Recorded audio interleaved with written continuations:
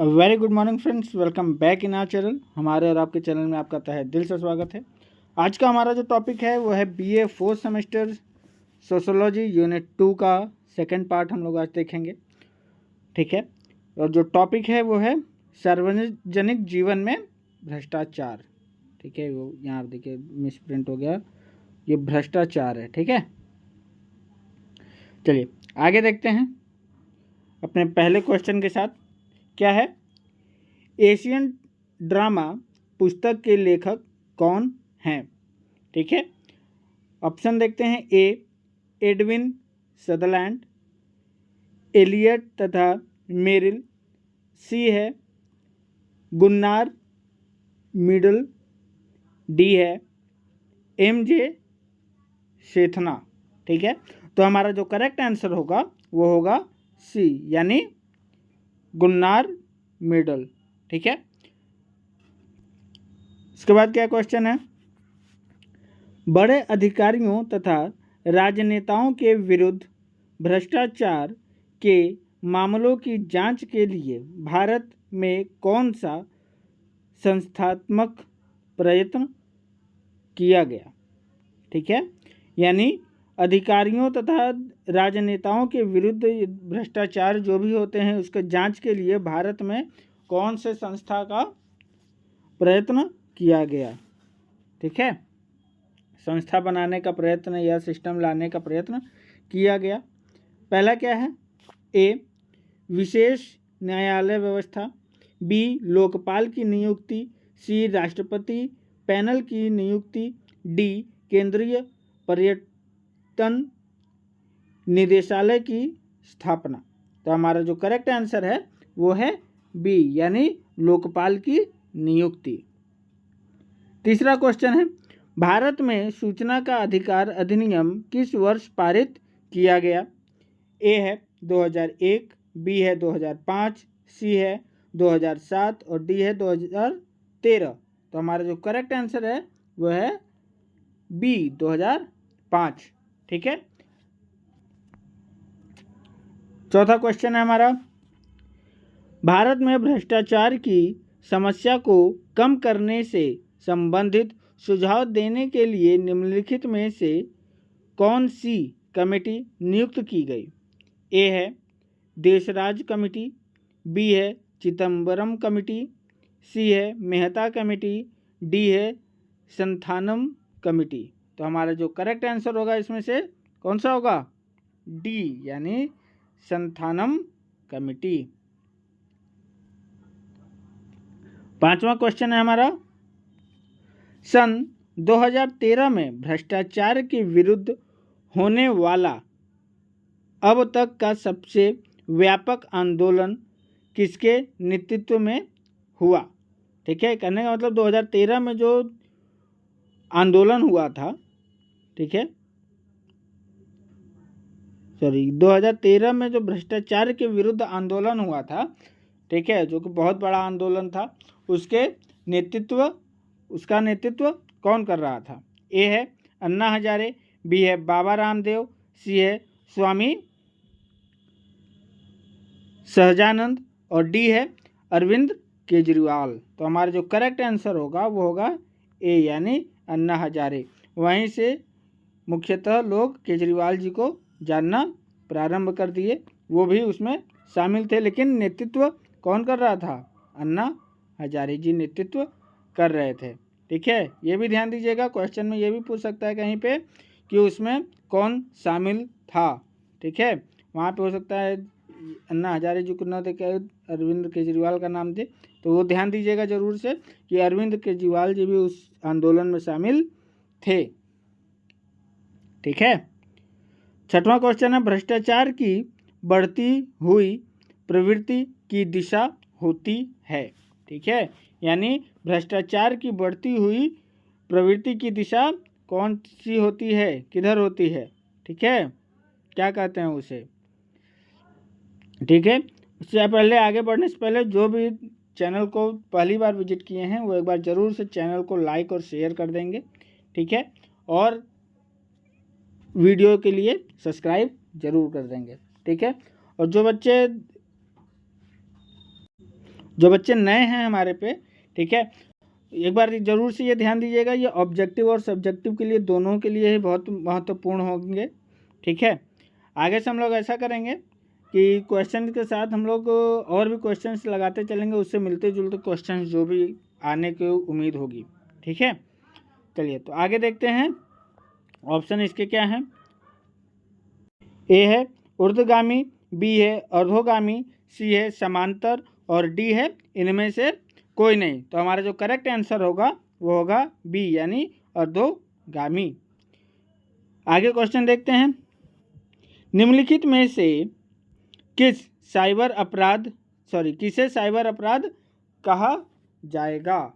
ए है नशे में किया गया अपराध, बी है इलेक्ट्रॉनिक प्रौद्योगिकी संबंधित अपराध, सी है सार्वजनिक हानि संबंधी अपराध और डी है सार्वजनिक वितरण प्रणाली संबंधी अपराध। तो हमारा जो करेक्ट आंसर होगा वो क्या होगा, ध्यान दीजिए, साइबर के बारे में पूछ रहा है तो उससे साइबर के बारे में पूछ रहा है तो क्या हो सकता है कि वो इलेक्ट्रॉनिक से संबंधित होगा, बिजली से संबंधित होगा, सिस्टम से संबंधित होगा, मशीन से संबंधित होगा, ठीक है। तो इसमें से कुछ समझ आ रहा है क्या है, नशे में किया गया अपराध ये नहीं है, दूसरा क्या है इलेक्ट्रॉनिक प्रौद्योगिकी संबंधित अपराध, ठीक है, इलेक्ट्रॉनिक हमने बताया तो ये होगा, ठीक है।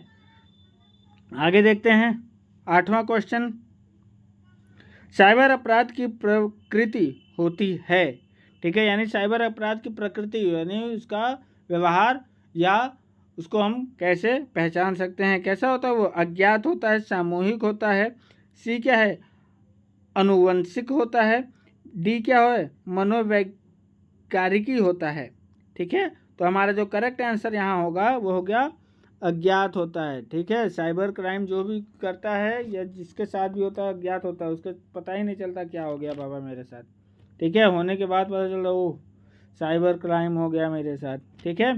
तो जो भी आप लोग यूज़ कीजिए उसको एक बार ज़रूर से सावधानी से, ठीक है।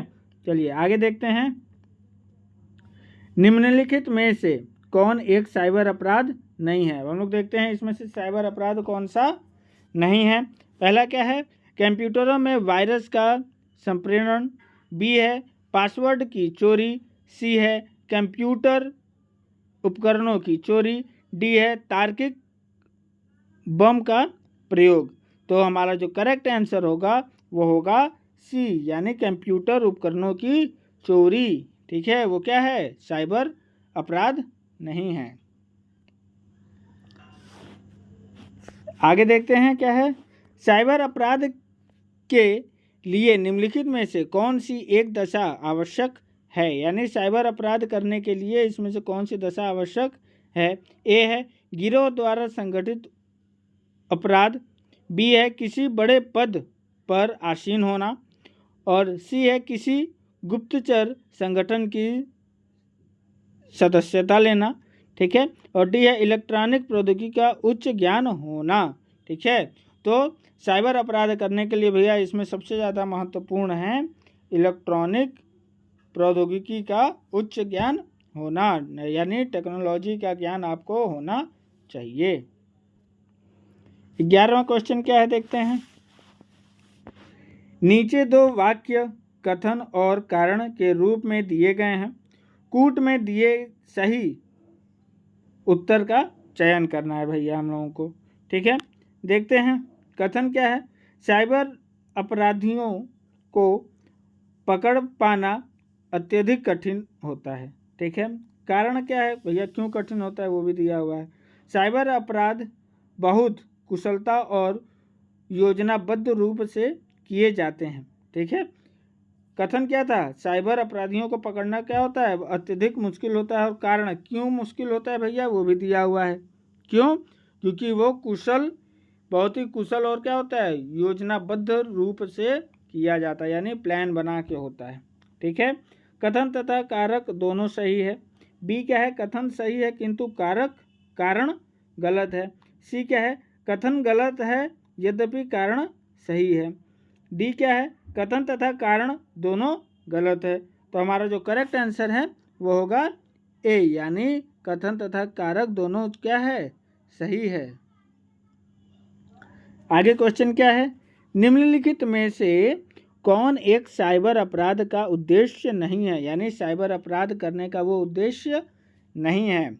ए क्या है, सैनिक जासूसी करना, बी है सॉफ्टवेयर की चोरी करना, सी है कंप्यूटर उपकरणों की चोरी करना, डी है इलेक्ट्रॉनिक जुआधारों का संचालन करना। तो हमारा जो करेक्ट आंसर है वो है सी, यानी कंप्यूटर उपकरणों की चोरी करना। ठीक है, आगे क्या है, साइबर अपराध की सलामी तकनीकी का संबंध है। ठीक है, कंप्यूटर में वायरस छोड़ने से, वित्तीय जालसाजी से, सी अश्लील सामग्री संप्रेषण करने से, पासवर्ड की चोरी से। तो हमारा जो करेक्ट आंसर है वो है बी, यानी वित्तीय जालसाजी से। आगे क्वेश्चन क्या है, भारत में कंप्यूटर अपराधों को रोकने के लिए निम्नलिखित में से कौन सा कानून लागू है, यानी भारत में कंप्यूटर आरोपियों को रोकने के लिए कौन सा कानून लागू है। ए क्या है, साइबर अपराध नियंत्रण कानून, बी है कंप्यूटर सुरक्षा अधिनियम, सी है राष्ट्रीय संचार नियमितीकरण अधिनियम, और डी है इनमें से कोई नहीं। तो हमारा जो करेक्ट आंसर है वो है डी, यानी इनमें से कोई नियम लागू नहीं है। 15वां क्वेश्चन है, निम्नलिखित में से कौन सा कथन सही है। ठीक है, क्या है, ए क्या है, साइबर अपराध का संबंध उच्च प्रौद्योगिकी योग्यता से है, बी है भारत में पहला साइबर अपराध सन 1950 में पकड़ा गया, सी है सार्वजनिक साइबर अपराध उच्च स्तर के व्यापारियों द्वारा किए जाते हैं, डी है साइबर अपराध की अवधारणा सदरलैंड ने प्रस्तुत की साइबर अपराध की अवधारणा। ठीक है, तो हमारा जो इसमें करेक्ट आंसर होगा वो होगा ए। ठीक है, भारत में सूचना प्रौद्योगिकी अधिनियम किस वर्ष पारित हुआ, सन 2000, सन 2007, सन 2003 और सन 2008। तो हमारा जो करेक्ट आंसर है वो है ए, यानी भारत में सूचना प्रौद्योगिकी अधिनियम सन 2000 में पारित हुआ। ठीक है, नेक्स्ट क्वेश्चन हमारा क्या है, निजी लाभ या धोखाधड़ी के उद्देश्य से इलेक्ट्रॉनिक हस्ताक्षर का झूठा उपयोग करने की अधिकतम कारावास की सजा, यानी धोखाधड़ी से या किसी अज्ञात व्यक्ति का सिग्नेचर करने से, झूठा सिग्नेचर करने से कितने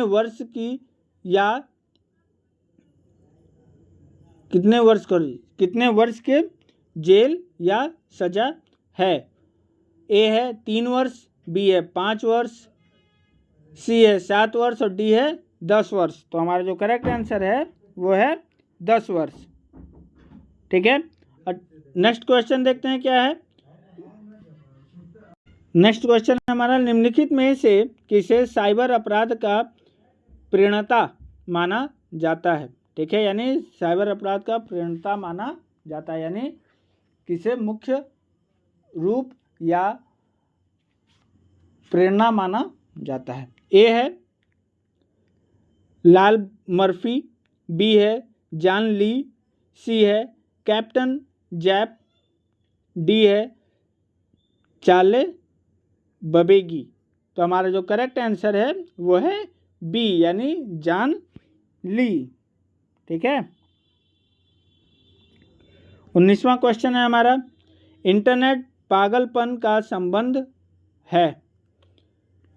ए है काल्पनिक और उत्तेजन किस्से, कहानियों और गानों के प्रेषण से, बी है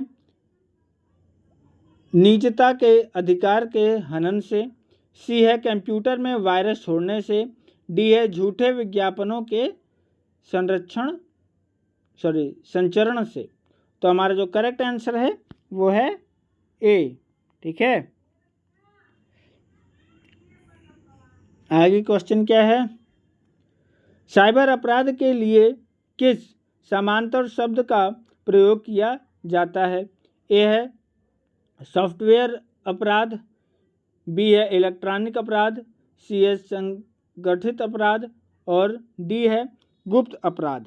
तो हमारा जो करेक्ट आंसर होगा वो होगा इलेक्ट्रॉनिक क्राइम।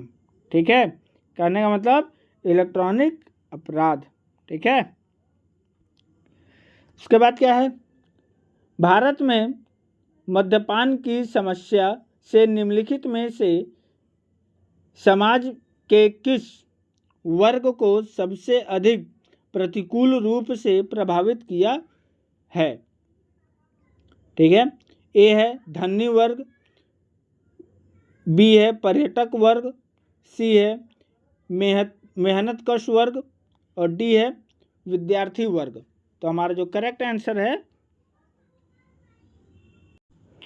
यहाँ पे लगता है ये वाला क्वेश्चन थोड़ा इधर उधर था, चलिए कोई बात नहीं। दूसरा क्वेश्चन हमारा क्या है? निम्नलिखित में से किस एक विचारक ने आत्महत्या को एक सामाजिक तथ्य के रूप में विवेचित किया? ए है जॉनसन, बी है दुर्खिम, सी है स्पेंसर और डी है फ्रायड।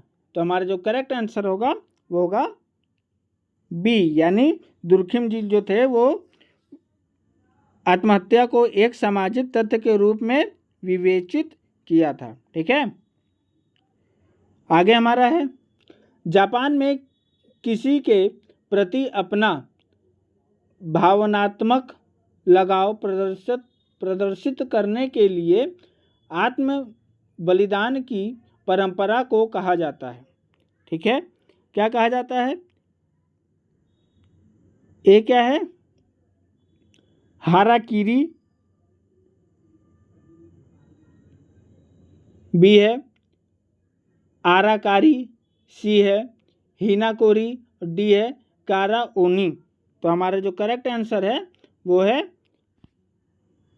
ए। ठीक है,